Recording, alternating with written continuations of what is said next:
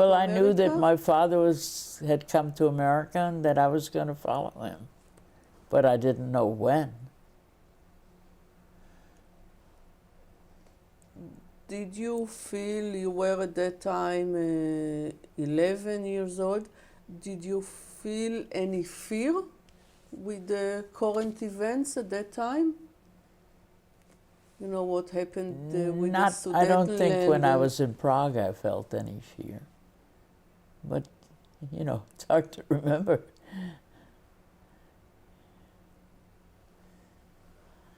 And was there a tension about the visa, if your mother will get one or won't get? Yeah, there was a question whether she would get one, but she was able to get one a year after I left and came to America.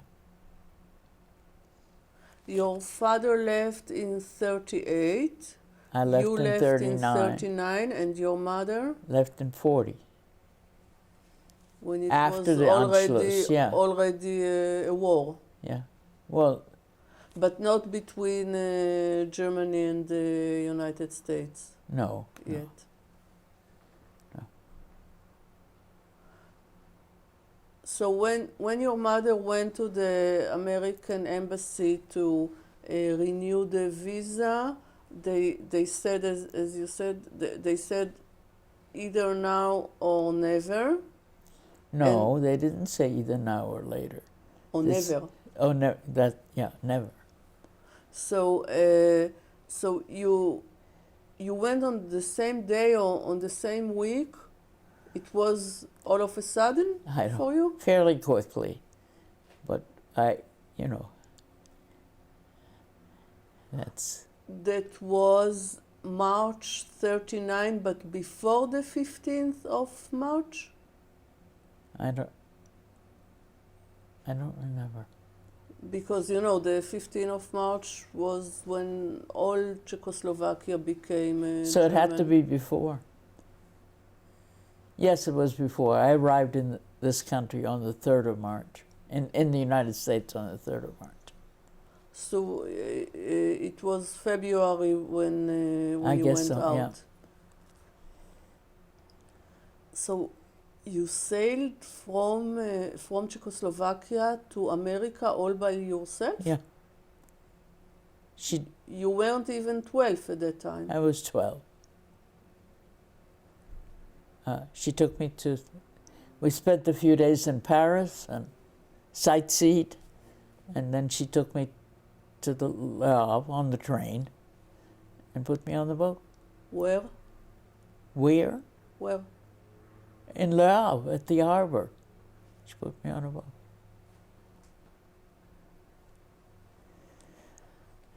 Do you remember sailing to America by yourself? Yeah, oh yeah, I do.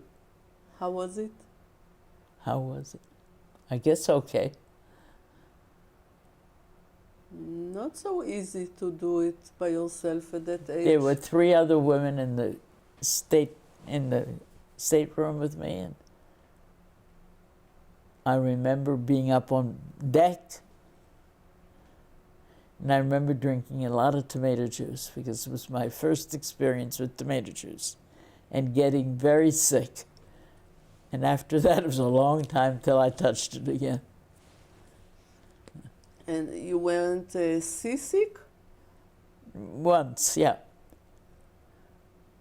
Did someone, took you under his wings or something? No. Someone from the adults, from No. the staff? No.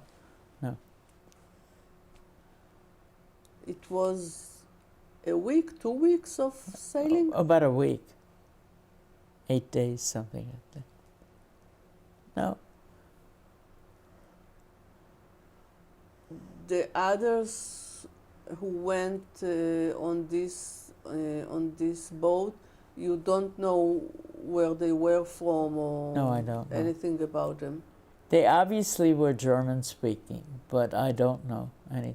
You don't know if they were Jewish or not? I have no idea. So you arrived to America, I arrived. to New York? to New York. My father met me, and that was it. You lived with him in New York? Yeah. Did you know any English at that time? Please and thank you, and hello and goodbye, maybe 5 words. And he did the same thing. I came in March, and in the summer, he sent me to a Quaker family that had a teenage daughter, and for a month, and that was part of a system that did that. And in a month, I learned English. But a Quaker family, that means that they spoke German? Yeah. No, they didn't speak German. That was the point. They spoke only English. But I'd already been in school for a couple of months. And the process was that they would put you back. I was in high school in Prague, but they put you back into the 4th grade, which was a grade for non-English speaking kids. And apparently there was some help learning. So I knew by the time the summer came, I already knew a little English. How was America for you at first? All right. Very different from Czechoslovakia. I have very few memories of that.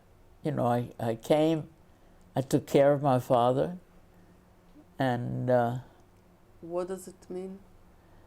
I kept house for him, cooked for him. At the age of 12?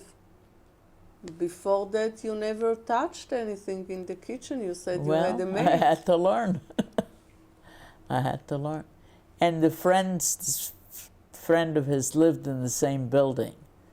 So I remember having a lot of meals with them. And he was studying for his medical exams. That means that at the beginning he couldn't practice medicine because he needed the American license. Correct. So you lived only from his savings? Yeah. That means that you had a modest life. He and his friend sent money to Switzerland. I found that out later. So they had money. Before he moved to America, he had money in Switzerland. Yeah.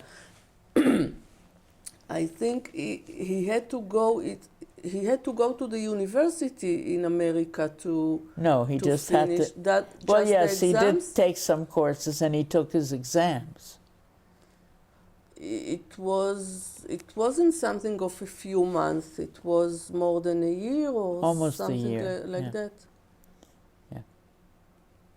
So the first apartment and your life at the beginning were, let's say, modest? Very modest, yeah. I remember it was a small apartment, and these friends lived upstairs. They were also from Czechoslovakia? They were the friends that they came. The friend's family and my father came together. He was a pediatrician. So you knew them before? Yes. Did you have friends at school? Because you didn't speak the language? I remember some kids at school, but it wasn't any close friendship. I remember we used to sit on the sidewalk playing jacks. You know what jacks are? They're little metal pieces that you throw a ball up in the air and you pick them up. You know, 1, 2, 3, 4. That was a very popular game in New York, on the sidewalk. But were you kind of lonely at that time? I was always lonely.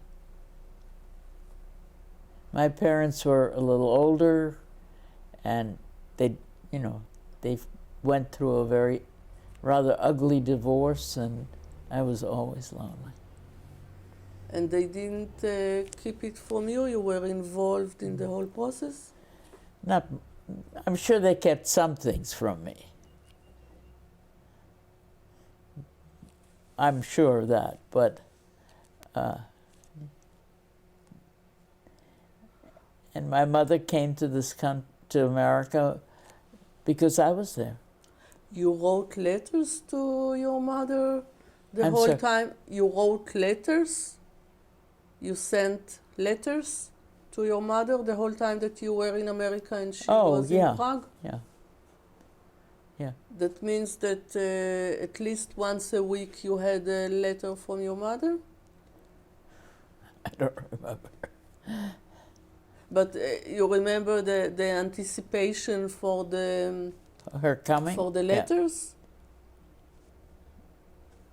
I can't tell you. I don't know how much you understood at that age, but you know, short time after you arrived to America, Prague became part of Germany, let's Yeah. say in general. Well, I knew that. And Yeah. and then in September of '39, the war broke up. Right. How much of that worried you? Well, I was worried about my mother, I remember that. And her mother was still there. Her mother was eventually deported to Theresienstadt after my mother left. You understood at that time that it's possible that your mother will not be able to arrive to America? No, I knew my mother, we knew she had gotten a visa. You know, in 39, the country may have been occupied, but there wasn't much evidence of that in Prague. Not where I was, where she was. And people were still getting out.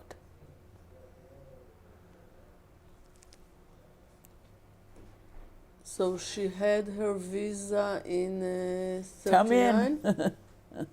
I'm sorry, what? She had the visa in 39? Yeah, and so she came in 40. The beginning of 40?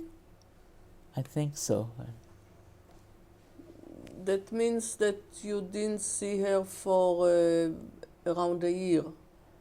Yeah. Yeah. And when she came to New York, she lived next to you? We moved to Forest Hills, to a bigger place, and we were together for a couple months. And that summer, my mother got a job as a camp physician, because she didn't need a license. And I went with her. And my father moved to Ohio. She worked as what? A summer camp physician. So for that you didn't need an Apparently American not. license? Apparently not. So that's for the summer. Then she came back and she began to study and first she did all kinds of other work.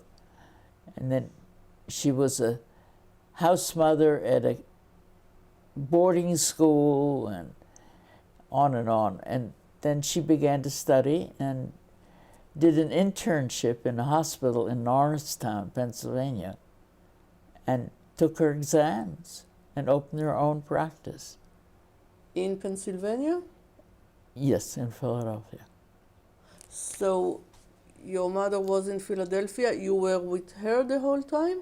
I stayed, the summer camp we went to is a boarding school in the winter, and I stayed at the boarding school.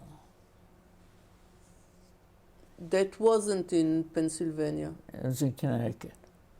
And when she moved to Pennsylvania, you stayed Well, that in was my home, but I wasn't there very much. Most of the time you were in the boarding school? Yeah. I would visit her. And then when I was in high school, after high school, I went back to Philadelphia and worked for a year. So your father was in New York and No, in Ohio. he moved to Ohio? He was able to, I think, buy a practice. And first he worked as a physician in a coal mine. And then he bought a practice in Canton, Ohio. And that's where he worked and lived till he retired.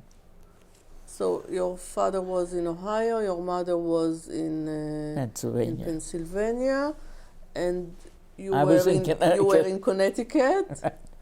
And later on, when you finished high school, I applied to Antioch College, which is a very liberal school. I didn't get in. So I went to Ohio State because my father was a resident of Ohio, and at that time it was cheaper, and I attended Ohio State. what did you study? Occupational therapy. And that was your profession? For a since while. there? Then I had children, and then I went back to graduate school, and I got a degree in counseling. And then I worked 20-some years as a counselor, a therapist. When you were still with your mother and things in Europe got worse and worse, did you still get letters from your grandmother No. till 42? No, no. No connection No at connection. all the whole time? No. And I don't know if my mother had connection or not. Not even Red Cross postcards? No.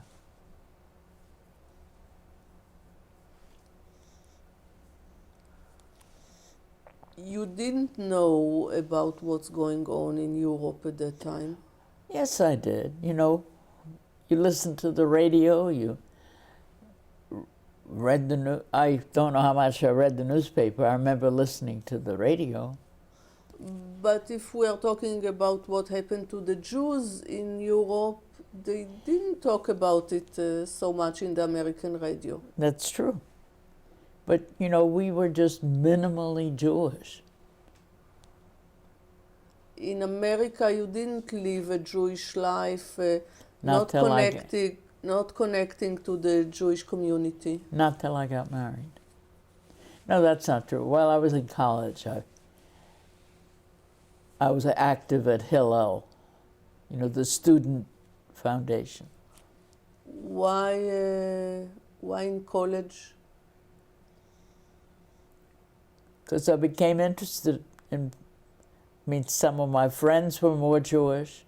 It's not that you felt a kind of anti-Semitism In college? No. in America in general. Not at that time, no. Later on you did?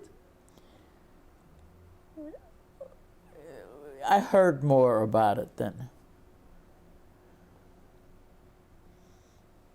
And when you got married, you lived in Ohio. Right. How many children you have? I have 3 daughters. And grandchildren? 9 grandchildren and about to have 13 great-grandchildren. We're waiting for the birth any minute. That's why I'm here. So you come to Israel often? At least once a year. Your daughters are in Ohio? No. One's here. This is her house. One is in Boston, and one is in Michigan, in a little town. So. I understand that you don't see yourself as a Holocaust survivor. Correct. But over the years, did you feel the great luck that you had, that you didn't know at that time, of course, what's going to happen, but the fact that you escaped on time? I always felt guilty that I escaped and others didn't. And that, excuse me, that we had basically a good life when we got to America. You know, my father apparently did very well financially and had the foresight to take care of get his money out. Because we brought furniture and we brought medical equipment and I brought it in a container yeah, from a lift. Czechoslovakia. Yeah. So you had your old room. You had it also in America. No, it wasn't much my furniture. It was, you know, their furniture. And I know he brought all of his medical equipment. So. What do you want to say as a message or last sentence to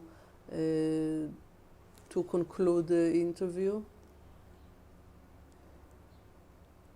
That I'm eternally grateful that I personally escaped the tragedy of the Shoah, and that I hope I can help to remember it. Sorry, another question. When did your parents know about what happened to their families? I have no idea when. You know, I wasn't with them when in America so much, so I really don't know. The assumption is, I believe that my father's sister converted, and she was married to somebody with an important job. I don't remember what it was. And he was Czech? Yeah, he was Czech. And my Czech grandparents and their son, who was never married, I don't know what happened to them. I wasn't anywhere near my father, and he never talked about it.